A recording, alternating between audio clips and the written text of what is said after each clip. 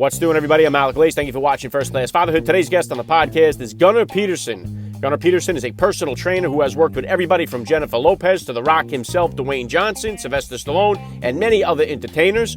Also professional athletes from the NHL, the NBA, the NFL, professional boxers, and so many others. It's a big honor to have him on the podcast today. So go down there, smack the subscribe button, tap the like, and let's jump into it right now with Gunnar Peterson on First Class Fatherhood.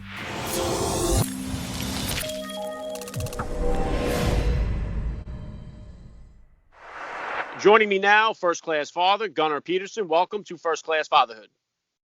Thank you. Thank you for having me. Wow, that's a heavy title. I got to carry that now. I got to earn that. You got to keep earning that every day now, I guess. Yeah, that's what you are when you come on the show here. So let's start it right there. How many kids do you have, and how old are they? I have 5 kids. How old am I? No, how old are they? Oh, how old are they? Okay, good. We're getting personal right out of the gate. I have 5 kids. I have 22, 21, 16, 4.5, and 11 months. Wow. Okay. Yeah. Brand new one there. So yeah, I got 4 myself. We got 3 boys and then got the girl on the 4th try. Otherwise, I'd have 5 right along with you. There you go. There you go. Keep swinging, right? Did you guys do any for the 11-month-old? Did you guys do any kind of gender reveal to find out what you were having, or did you wait to the end to find out? No, I always ask. I'm not big on surprises, and especially if knowing ahead of time I can get a leg up in planning and prep, then I'm all for that. Okay, good stuff, Gunnar. I'll take any advantage I can get. Right on there. If you could, just take a minute here just to hit my listeners with a little bit about your background and what you do. I'm a personal trainer in Beverly Hills, California, strength coach for the LA Lakers, and I've been doing this for 30 years. Yeah, you've had a very successful career doing what you do. You've worked with some incredible people along this journey here, Gunnar. About how old were you when you first became a father, and how did becoming a father kind of change your perspective on life? I was 35, 36 maybe, 36. It changes everything. I mean, it changes everything. But it's funny. Someone said to me when it was first happening, someone said to me, and it's a woman and she's still a friend, and I appreciate the candor. At the time, it was a punch in the face. But she goes, "Your life is over."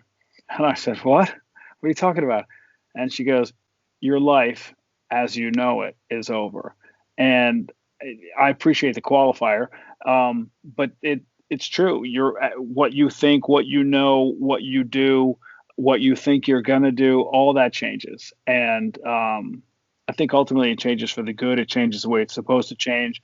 And as long as you can come to terms with that, I think you're going to be fine. But I think if you fight that, it's. I mean, I suppose you win it on some levels, but don't fight it.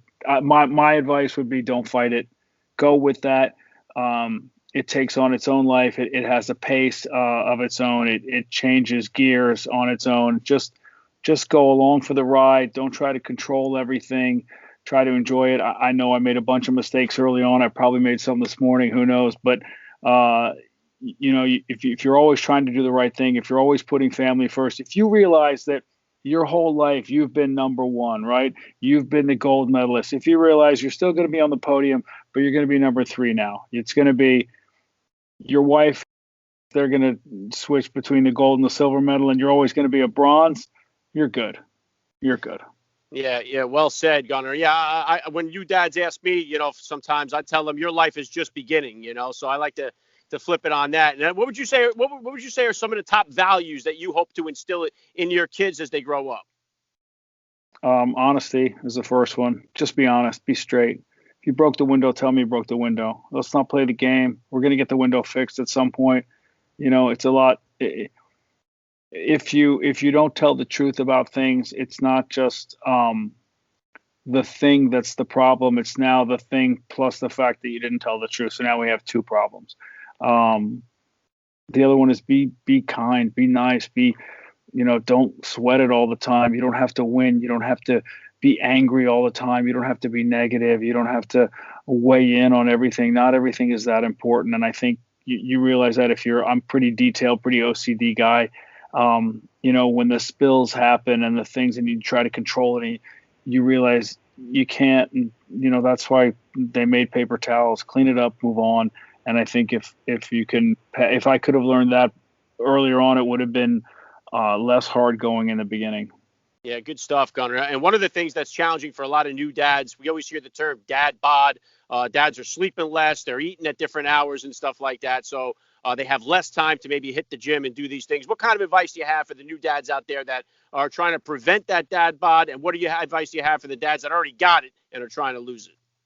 I say your priorities are skewed. I mean, I look at this. If I can't I have to take care of me so I can take care of everybody else. So if it means getting up earlier, then it means getting up earlier. If it means I'm tired, it means I'm tired. But I'm going to ultimately make sure I get my workouts in. I'm going to make better choices food wise. I'm going to do my best with the sleep. That's a battle you're probably not going to win. But if you decide that you're going to take charge of the things you can control, and the sleep when you're going to just do your best, and when you can make up for lost sleep, catch that nap, sleep in the day you can sleep in, but don't let the food go, don't let the workouts go. Try to manage your stress levels as best you can. Stay hydrated. There are little things. To me, that's a cop out. And then they'll say, "Well, you're a trainer." So no, it's not. I'm a trainer. You work in finance. Does that mean you're rich? I don't think so. Or you probably still wouldn't be working at this time of your life. But you're working your way through it. Well, I'm working my way through the fitness part. I don't miss my workouts. It's a non-negotiable. And I think if you take that tack, you're better off as a person, but also as a dad. I want to be involved and engaged in my kids' activities and sports. I don't want to just be on the sideline, not able to participate and to play with them. Yeah, well said. And what about for the dads out there, Gunnar, that are looking to get into what you do, personal training? Is that something that they can sidestep into as a side gig? What about for the dads that are interested in maybe taking that on? What kind of advice do you have for them in getting started in that kind of career? I think you hit the word on the head, career. Make sure you treat it as a career and not a job. Make sure you're going to invest yourself in it. Make sure you're going to do the homework. Don't think that just because you spent time in a gym that you can be a trainer. Don't think that just because you are genetically blessed and have a good physique that you can be a trainer. It's like, I fly a lot, right? I travel a fair amount. I have my whole life, but that by no means means I should get up in the cockpit and think I'm a pilot. That's just not how it works. So if you are going to transition to that career, do your homework, keep the field up certified, make sure the field grows as you grow, right? You don't want to muddy the water and be the next guy in there without any certificates and certifications. You haven't bothered to do the weekend cert of the kettlebell. You're just in there swinging them around. Like, do your homework, come prepared, try to add something to the collective. Try not to just be another barnacle on the good ship fitness. Yeah.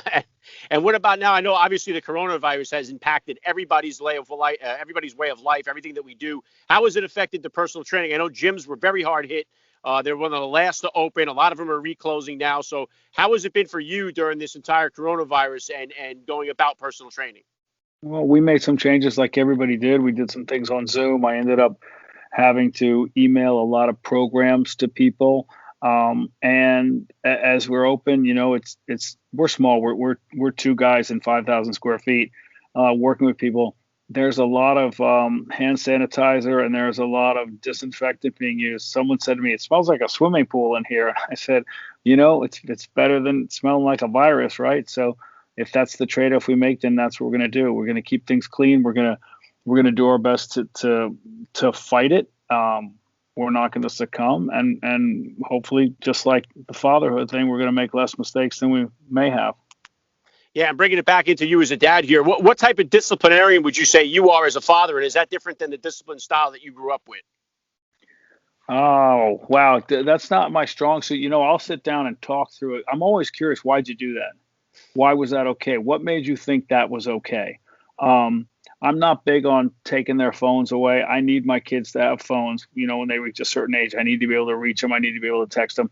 So I don't take the phone away. I'm fine with no dessert or, no iPad, that kind of stuff. But really, I want them to learn from what they did more about themselves than about the repercussions. If it's some crazy transgression, which I haven't experienced, knock on wood, then we'll get to that. But when it's something that's just like, you should have known better or you should have thought that through, I want them to know themselves, like what made them think that it was okay to do that. and we'll have a conversation about it. I'm not big Yeah. on taking stuff away. I'm not big on banishing them to their rooms. I like the time with my kids. I want to spend as much time with them as I can. They grow up fast. I mean, my 22-year-old's gone out of college. She's done. My 21-year-old's in college in Texas right now. So, you know, you miss those times. I don't want that time to be spent with me downstairs and them up in their rooms. Yeah, and on that, Gunnar, my oldest is only 14. He just started high school this year, so I'm just about to get into all these stages of driving and introduction to drugs, party scene, dating, and all that stuff. And my youngest is my only girl, so I already dread that stage when she gets to that stage. You've already been there. You got 20-year-olds. What kind of advice, or how did you kind of handle it when your kids got old enough to hit that dating scene? Well, the drug thing is funny you touch on that because I told people at some point, I think I'm going to go into that. And they said, how old are your kids? I said, 13, 14. They said, take a look around. They might already be. And that was a shocker for me but sorry if I'm naive, if I'm late to the party, so to speak. It's different in every community, but I don't think any community is immune to it. The driving thing is always going to be tough to get used to. I wonder if my parents, even now in their 80s, think it's weird that I'm driving. I don't know. Maybe that's just it's a rite of passage, and it happens. And my daughter's 16 and she drives, and she's probably a better driver than all of us. But actually, my middle son is probably the best driver. He just has a natural thing, maybe a little riskier, but he has a natural feel for all things automated and automotive. But she's driving, and it's funny to look at her. I mean, I can remember she was in the baby seat. I can remember having this thing with her where I said, "Buckle your seatbelt," and she refused, and I tapped the brakes, and she flew forward into the back of the front seat, and I said, "That's why you got to buckle your seatbelt." And from then on, she's been, a perfect passenger, and now she's moved on to perfect driver. So it's a hard transition. It's hard to let the reins go. Yeah, I'm bracing myself for impact myself when I get there. So, Yep. and then just touching on this too, because of the quarantine that's been going on, a lot of kids, their sports have been canceled. A lot of outdoor activities where they used to get a lot of their exercise and stuff. Unfortunately, video game time has expanded. Now they do school. They're on the computer now more than ever before. So, how do we kind of keep our kids in shape, keep them motivated to stay healthy and to be physically active?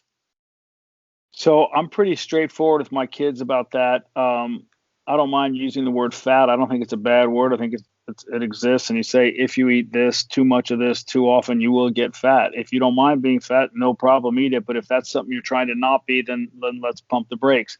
And from the activity standpoint, I teach them how food is a fuel and it's energy in. So energy has to come out. You expend that through activity, movement. We started doing some obstacle courses in the backyard, and people say, well, I can't do that in the backyard. I don't have a big backyard. I saw a guy who posted a terrific video of an obstacle course he did inside his house. It was climbing over the sofa, walking across cushions. The kids had to do army crawl. They had to do push-ups. They had to stop.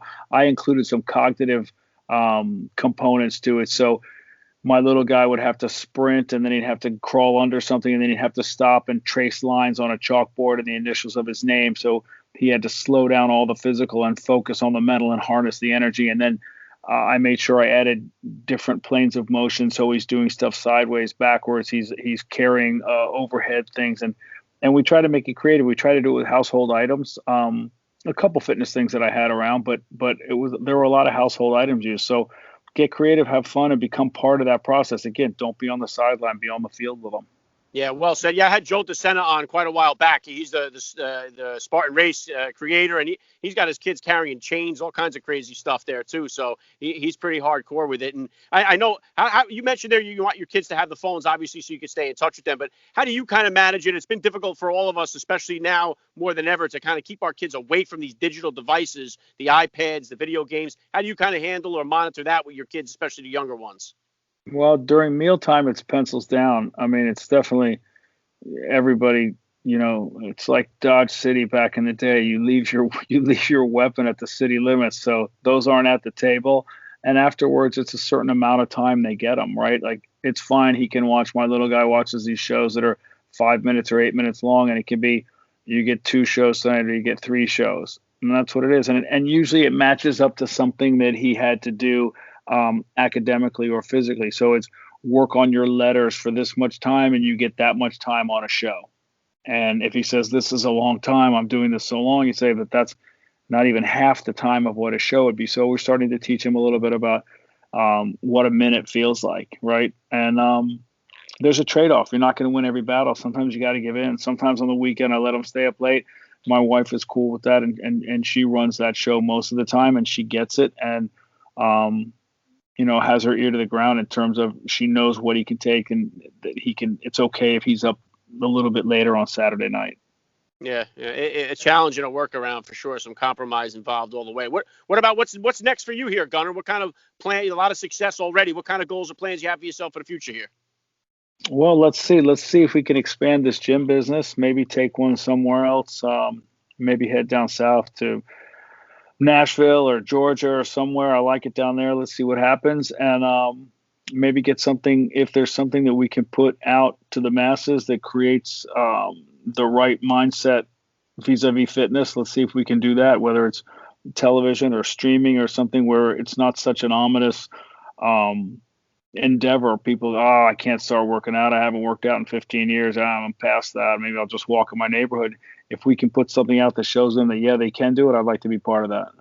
Awesome. Because, yeah, I'd love to see that. Because you can. You really can. You're never out of the game. That's the cool thing about fitness. You're never out of the game. No matter how far gone you let your body go, no matter how far away from it you are mentally, there's always a way to get back in. Yeah, good stuff, Gunnar. Last thing I want to hit you with here, you may have touched on a little bit in some of your answers, but I'd love to ask all the dads that I get on the podcast, what type of advice do you have for the new dad or for that about-to-be father who's out there listening? Enjoy every second.